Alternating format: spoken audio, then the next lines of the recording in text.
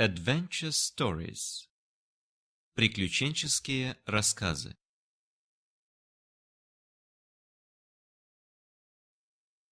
The Sleuths by O. Henry. In the big city, a man may disappear suddenly and completely.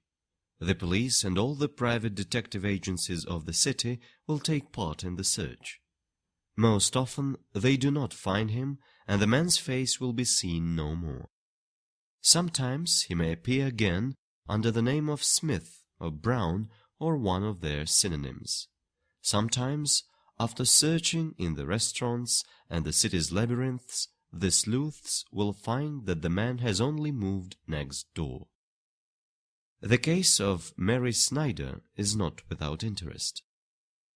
A middle-aged man of the name of Meeks came from the West to New York to find his sister.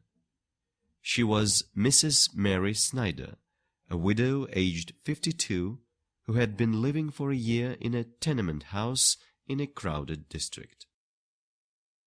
At her address he was told that Mary Snyder had moved away longer than a month before. No one could tell him her new address. On coming out, Mr. Meeks addressed a policeman who was standing on the corner and explained his difficulty to him. "My sister is very poor," he said. "I should like to find her as soon as possible. I have recently made a lot of money in a lead mine, and I want her to have some of my money. There is no use in sending an advertisement to a newspaper because she cannot read." The policeman pulled his moustache and looked so thoughtful that Meeks could almost feel the happy tears of his sister Mary dropping upon his bright blue tie. "You may find your sister," said the policeman, "among the women knocked over by big trucks. Go down to Canal Street. There are many truck drivers in that district. Perhaps one of them has seen your sister. But if you don't want to do that, you can go to the police headquarters and ask them to send a detective in search of the old lady." At the police headquarters they were ready to help Meeks. Copies of a photograph of Mary Snyder that her brother had were sent to all the police stations of the city. The case was given to Detective Mullins. The detective took Meeks aside and said, "This is not a very difficult case to solve. Shave off your beard, fill your pockets with good cigars, and meet me in the cafe of the Waldorf at 3 o'clock this afternoon." Meeks obeyed. He found Mullins there. They had a bottle of wine, while the detective asked questions about the woman who had disappeared. "Now," said Mullins, "New York is a big city, but we have systematized the detective business. There are two ways we can go about finding your sister. We will try one of them first. You say she is 52? "A little over," said Meeks. The detective took the Westerner to the advertising office of one of the largest newspapers. There he wrote the following ad and handed it to Meeks. 100 beautiful chorus girls are wanted at once for a new musical comedy. Number, Broadway. Meeks was angry. "My sister," he said, "is a poor, hard-working old woman.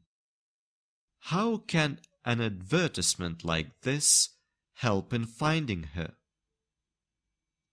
"All right," said the detective, "but you don't know New York. If you don't like this plan, we'll try the other one." "Never mind the expense," said Meeks. "We'll try it." The sleuth led him back to the Waldorf. "Take 2 bedrooms and a parlor," he said, "and let's go up and talk." This was done, and the two were taken up to a very rich parlor on the 4th floor. Meeks did not know what to think. The detective sat down in a velvet armchair and pulled out his cigar case. "I advise you, old man," he said, "to take the rooms by the month. You will pay less for them." "By the month?" cried Meeks. "What do you mean?"